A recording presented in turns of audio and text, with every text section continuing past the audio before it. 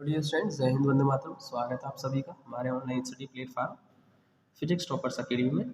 आज हम physics class 12 chapter number 22 diffraction के बारे में पढ़ने वाले हैं। तो डिफ्रैक्शन क्या है समझते हैं।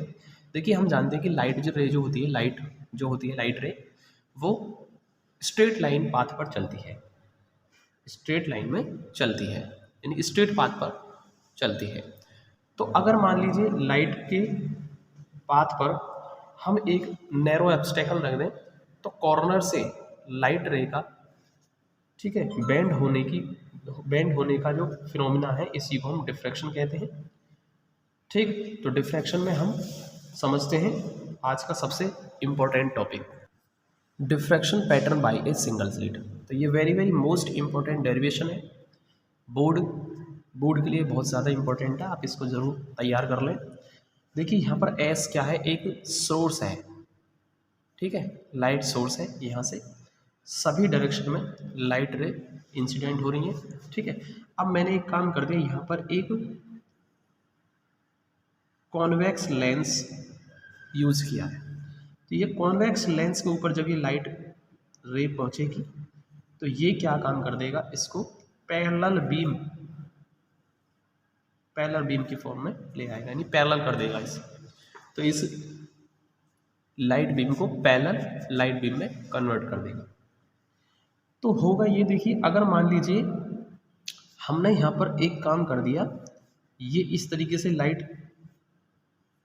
लाइट बीम बिल्कुल पैरेलल चलता रहेगा, और यहाँ पर मैंने एक और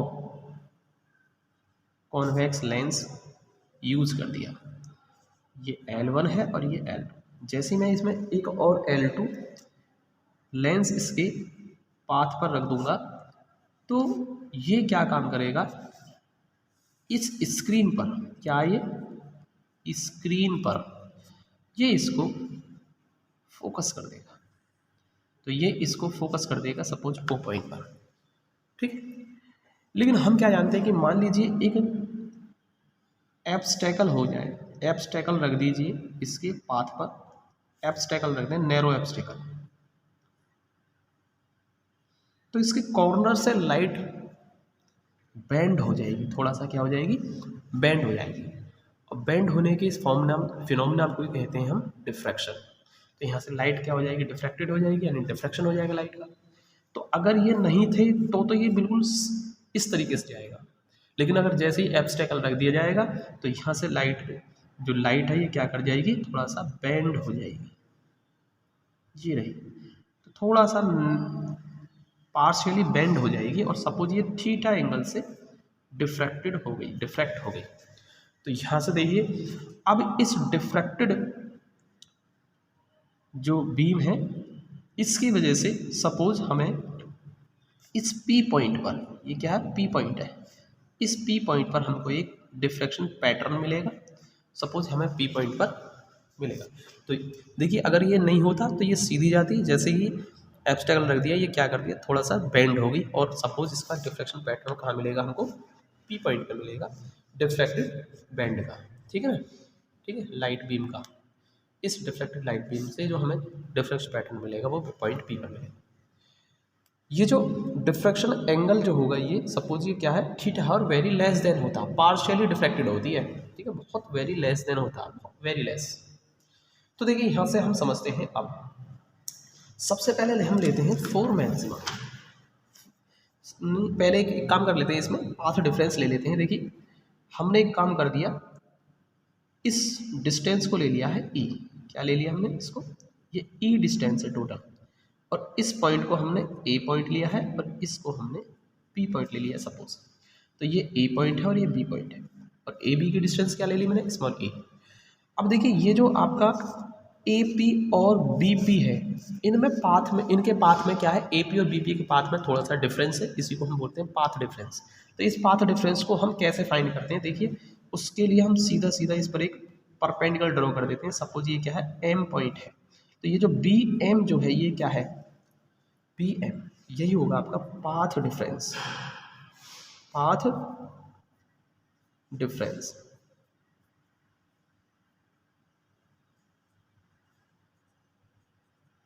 तो यहाँ से हमने पाथ डिफरेंस ले लिया, और क्या होगा, बी एम होगा। तो ये सबसे पहले हमने पाथ डिफरेंस ले लिया। एक्स वाई क्या है, स्क्रीन है, तो पाथ डिफरेंस ले लिया हमने। अब यहाँ से ए टू पी और एम टू पी दोनों पाथ क्या होंगे, सेम सेम होंगे, क्योंकि हमने क्या ले लिया, पाथ डिफरेंस ले लिया, बी एम अलग कर दिए, तो पाथ डिफरेंस आ गया। फिर लेंगे हम सबसे पहले फोर मिनिमा, फोर मिनिमा। सबसे पहले हम मिनिमा फाइंड करेंगे। जैसे कि आपने पिछले चैप्टर में आपने पढ़ा था ब्राइट फ्रिंज, डार्क फ्रिंज, और वहाँ आपने देखा था कि ब्राइट फ्रिंज कब मिलती थी आपको, जब कंस्ट्रक्टिव इंटरफेरेंस होता था, और डार्क फ्रिंज मिलती थी जब डिस्ट्रक्टिव इंटरफेरेंस होता था। ब्राइट फ्रिंज कंस्ट्रक्टिव पर और डार्क मिलती थी आपको डिस्ट्रक्टिव इंटरफेरेंस पर। तो जब वहाँ था आपका कंस्ट्रक्टिव और डिस्ट्रक्टिव इंटरफेरेंस, ठीक है। इसी तरीके से यहाँ पर डिफ्रैक्शन में हम लेते हैं मैक्सिमा और मिनिमा। तो मैक्सिमा और मिनिमा देखिए कैसे आप फिगर समझ सकते हैं। देखिए सबसे पहले यहाँ आपको जो मिलेगा, अगर मैं इंटेंसिटी के लिए ग्राफ ड्रॉ करूँ तो इसके लिए जो ग्राफ आएगा कुछ इस तरीके से आएगा।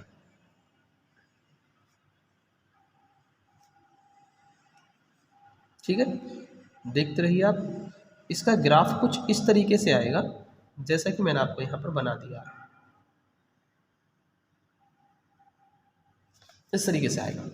तो ये जो है ना आपका सेंटर पर जो मिलेगा आपको, ये क्या है, सेंट्रल मैक्सिमा होगा। ये क्या है, सेंट्रल मैक्सिमा कहते हैं इसको। और इसको फर्स्ट मैक्सिमा, ये भी आपका फर्स्ट मैक्सिमा है, ये आपका सेकंड मैक्सिमा है, ये आपका सेकंड मैक्सिमा है, ये थर्ड मैक्सिमा है। तो ये आपके सभी क्या है, पोजीशन ऑफ मैक्सिमा। और ये क्या है आपका, ये है आपका फर्स्ट मिनिमा, इसे कहेंगे फर्स्ट मिनिमा। ये आपका सेकंड मिनिमा है, ये सेकंड मिनिमा, ये थर्ड मिनिमा, ये रहा।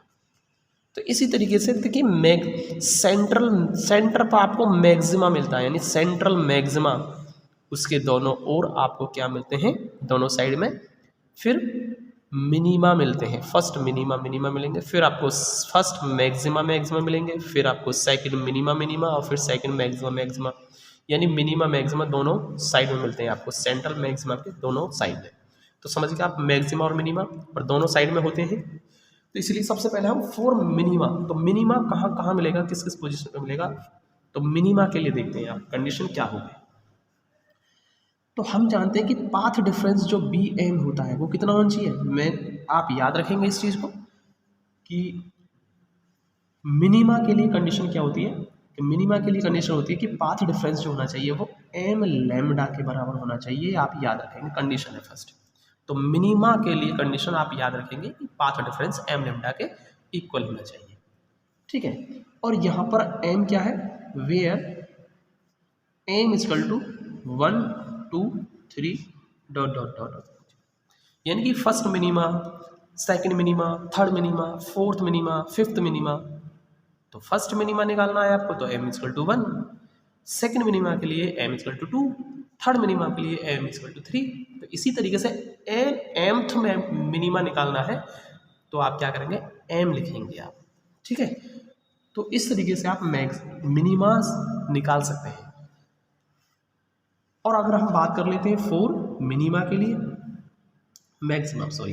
फोर मैक्सिमा, तो मैक्सिमा के लिए कंडीशन क्या होगी, पाथ डिफरेंस जो होना चाहिए ना, बी एम, पाथ डिफरेंस कितना होना चाहिए, 2n+1 λ/2 होना चाहिए। ये है आपकी कंडीशन 2n+1 λ/2। ये है आपकी कंडीशन किसके लिए, मैक्सिमा के लिए।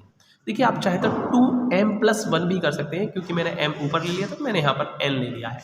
आपकी मर्जी है, 2m+1 λ/2 भी आप ले सकते हैं। और यहाँ पर जो मैंने n लिया है, ये जो n है ये क्या होगा, ये 0 से स्टार्ट होगा, क्योंकि आपको मैक्सिमा जो मिलेगा आपको सेंटर पर मिलेगा। क्या मिलता है, सेंटर में मिलता है, इसलिए n इक्वल टू 0 ले सकते हैं। क्योंकि n इक्वल टू 0 लेंगे तो आपको सेंट्रल मैक्सिमा मिलेगा, और फिर आप 1 लगाएंगे तो फर्स्ट मैक्सिमा, सेकंड लगाएंगे 2 में सेकंड मैक्सिमा, 3 लगाएंगे तो थर्ड मैक्सिमा। इस तरीके से आपको सभी के सभी मैक्सिमास मिल जाएंगे। ठीक है, अब देखिए सबसे पहले हम एक काम कर लेते हैं, triangle AMB, in triangle AMB। सबसे पहले हम AMB ट्राइंगल ले लेते हैं, ये आपका परपेंडिकुलर है, तो यहाँ से हम क्या लेते हैं, साइन थीटा लेते हैं। क्या लेते हैं डियर, साइन थीटा। तो साइन थीटा क्या होगा, साइन परपेंडिकुलर अपॉन हाइपोटेनियस। तो परपेंडिकुलर क्या होगा, सपोज ये थीटा है, तब परपेंडिकुलर होगा आपका BM, और हाइपोटेनियस क्या होगा आपका AB। यानी कि हम कह सकते हैं BM अपॉन AB कितना आपका E है। तो यहाँ से मैं साइन थीटा, या कह सकते हैं कि यहाँ से सीधे सीधे हम BM फाइंड कर लें, BM बराबर हो जाएगा E साइन थीटा, और ये आ गई आपकी थर्ड इक्वेशन। क्या आ गई, थर्ड इक्वेशन आ गई। अब देखिए आप सबसे पहले आप देखेंगे for maxima, for minima, minima के लिए BM इतना है और यहाँ BM इतना है। ठीक है, तो फर्स्ट और थर्ड से ले लेते हैं for minima, for positions of minima from equation first and third, first और थर्ड से, यानी कि हम कह सकते हैं कि E साइन थीटा जो हो जाएगा वो आपका M लैम्डा के इक्वल होगा फर्स्ट और थर्ड से। ठीक है, but theta is very less than, theta क्या होता है यहाँ पर, बहुत छोटा होता है, very small, very less than हम क्या करेंगे, साइन थीटा को हम थीटा ले सकते हैं, साइन थीटा को हम थीटा मान सकते हैं। तो इस साइन थीटा को आप क्या कर देंगे, थीटा लेंगे, यानी E theta equal to M lambda हो गया, E theta equal to M lambda हो गया। और यहाँ से थीटा अगर निकालना चाहें आप, तो थीटा की वैल्यू आ गई M lambda by E, M lambda by E आ गई। इस थीटा के साथ मैं M लिख देता हूँ, क्योंकि ये क्या हो गया, M लगा दिया मैंने, क्योंकि M इक्वल टू 1 2 3 लगा करके आप सभी पोजीशन, मिनिमा की सारी पोजीशंस फाइंड कर सकते हैं आप। ठीक है, तो देखिए यहाँ पर आप निकाल सकते हैं for first minima, for first minima तो M इक्वल टू 1, यानी कि theta 1 equal to lambda by E। For second minima, second minima कैसे निकलेगा, M इक्वल टू 2 लगा दीजिए आप, यानी थीटा 2 इसके तो कितना हो गया, 2 लैम्डा बाई E हो जाएगा। सिमिलरली आप third minima, fourth minima, fifth minima सभी आप फाइंड कर सकते हैं। तो हम कह सकते हैं कि similarly angle of diffraction for first second third minima will be, कितना होगा, theta 1 equal to plus minus क्यों, क्योंकि मैंने आपको बताया था कि दोनों तरफ मिलता है, मिनिमा सेकंड मिनिमा, तो देख रहे हैं आप दोनों साइड मिल रहा है, इसलिए मैंने यहाँ पर प्लस माइनस लगा दिया है। तो थीटा 1 कितना आएगा, plus minus lambda by E। Similarly theta 2 जो आएगा आपका plus minus 2 lambda by E, और थीटा 3 कितना आएगा, plus minus 3 lambda by E, dot dot dot dot dot. ठीक है, रिस्पेक्टिवली। ओके, तो इस तरीके से हम पोजीशन फाइंड कर सकते हैं। ये जो पोजीशन है ये सारी सारी क्या है, मिनिमा की कंडीशन है, मिनिमा पोजीशन है। अब सिमिलरली हम क्या करेंगे, मैक्सिमा की पोजीशन निकालेंगे, 4 पोजीशंस ऑफ मैक्सिमा। तो हम मैक्सिमा की पोजीशन निकालेंगे। तो देखिए मैक्सिमा के लिए क्या करेंगे हम, सबसे पहले मैक्सिमा के लिए कितना होता है, path difference 2n+1 lambda by 2, और यहाँ से हमारा आएगा E साइन थीटा। तो सेकेंड और थर्ड से लेंगे हम, तो from equation second and third, यानी कि E साइन थीटा जो आएगा 2n+1 लैम्डा बाई 2 के इक्वल आ गया। ओके, अब देखिए यहाँ से हम क्या कर सकते हैं कि साइन थीटा की जो वैल्यू आएगी 2n+1 लैम्डा बाई 2E हो जाएगा, but theta is very less than, theta क्या वेरी स्मॉल है, तो साइन थीटा को आप क्या ले सकते हैं, थीटा ले सकते हैं। ओके, तो यानी कि कितना हो जाएगा, थीटा इजकल टू हो जाएगा 2n+1 लैम्डा बाई 2 और यहाँ पर मैंने सफिक्स में n लगा दिया। तो यहाँ से अब मैं फोर सेंट्रल, देखिए आप सेंट्रल मैक्सिमा के लिए n इजकल टू 0 लगाएंगे, आप n इजकल टू 0 लगा देंगे तो आपको सेंट्रल मैक्सिमा मिलेगा। और आपको फर्स्ट मैक्सिमा चाहिए तो n इजकल टू 1 लगाएंगे, सेकंड मैक्सिमा चाहिए आपको तो n इजकल टू 2 लगाएंगे। तो फोर फर्स्ट मैक्सिमा, तो क्या रहेंगे आप, n इजकल टू 1 लेंगे यानी थीटा 1 कितना आ जाएगा 3 lambda by 2e। Four second maxima के लिए n इजकल टू 2 यानी थीटा 2 कितना जाएगा 5 लैम्डा बाई 2e आ जाएगा। ठीक है, सिमिलरली आप क्या कर सकते हैं, सभी निकाल सकते हैं। तो कह सकते हैं similarly angle of diffraction for first comma second comma third maxima will be कितना हो जाएगा, तो हो जाएगा theta 1 equal to plus minus, यहाँ भी प्लस माइनस होगा क्योंकि मैक्सिमा भी आपका दोनों साइड में मिलता है। तो प्लस माइनस कितना हो जाएगा 3 लैम्डा बाई 2e, थीटा 2 कितना हो जाएगा आपका plus minus 5 lambda by 2e और थीटा 3 हो जाएगा आपका plus minus 7 lambda by 2e dot dot dot dot respectively. तो डियर, उम्मीद करता हूँ समझ में आया होगा आपको। इस तरीके से ये डेरिवेशन आपका बहुत ज़्यादा इंपॉर्टेंट होता है बोर्ड के लिए। ठीक है, तो उम्मीद करता हूँ समझ में आया होगा, इसको जरूर तैयार कर लें सभी। मिलते हैं अगले वीडियो में, तब तक के लिए जय हिंद, वंदे मातरम।